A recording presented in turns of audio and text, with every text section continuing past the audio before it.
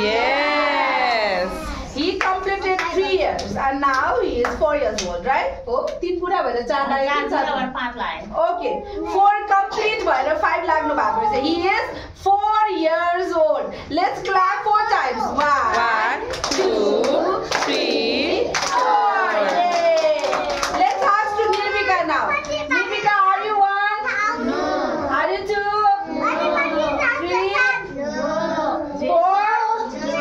5? Yes. She completed 5 years. Oh, 5 complete भएर 6 मा टेक्नु भएको है उहाँ है. 5 complete भएपछि बल्ल 5 years old हुन्छ है. 5 वर्ष पुरा भएर 6 वर्ष लाग्नु भयो है हाम्रो छोरी. Let's clap.